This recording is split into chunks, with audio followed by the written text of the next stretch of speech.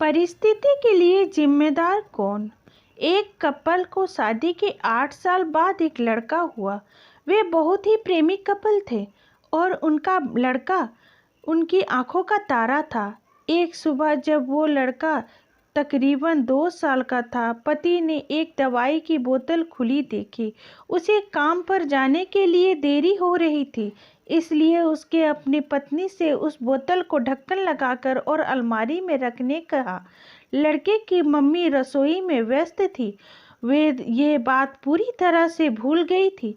लड़के ने वो बोतल देखी और खेलने के इरादे से उस बोतल की ओर गया। बोतल के कलर के उसे मोह लिया था, इसलिए उसने उसकी दवाई पूरी पी ली थी। उस दवाई की छोटे बच्चों को छोटी सी मात्रा भी जहरीली हो सकती थी।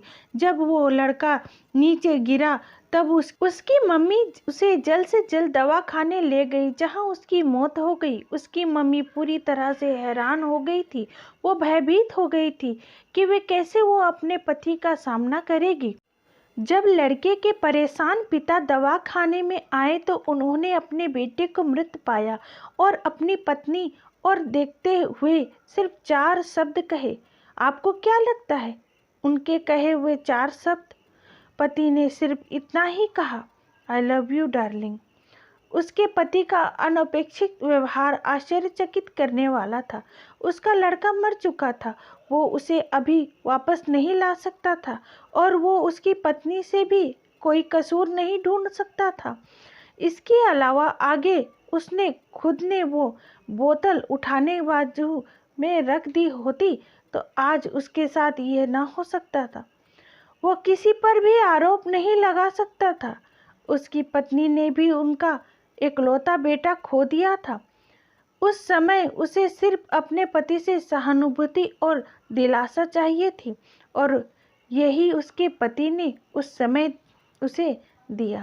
कभी कभी हम इसी में समय व्यर्थ कर देते हैं कि परिस्थिति के लिए कौन जिम्मेदार है या कौन आरोपी है। ये सब हमारे आपसी रिश्ते में होता है।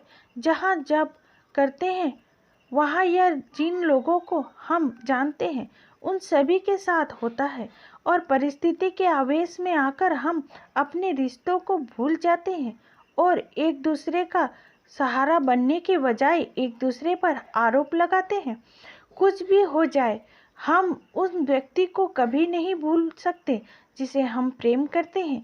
इसलिए जीवन में जो आसान है उसे प्रेम करो। आपके पास अभी जो है उसे जमा करो और अपनी तकलीफ़ों को विचार कर कर के बढ़ाने के बजाय उन्हें भूल जाओ। उन सभी चीज़ों का सामना करो जो आपका अभी मुश्किल लगती है या जिसमें आपका डर लगता है। सामना करने के बाद आप देखोगे वो चीज़ें उतनी मुश्किल नहीं है जितना कि आप पहले सोच रहे थे।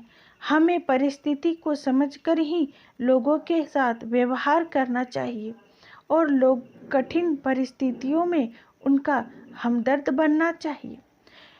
आशा करती हूँ फ्रेंड्स ये स्टोरी आप लोग को अच्छी लगी होगी। चैनल पर नए आए हैं तो चैनल को सब्सक्राइब कर दीजिए। Thank you so much.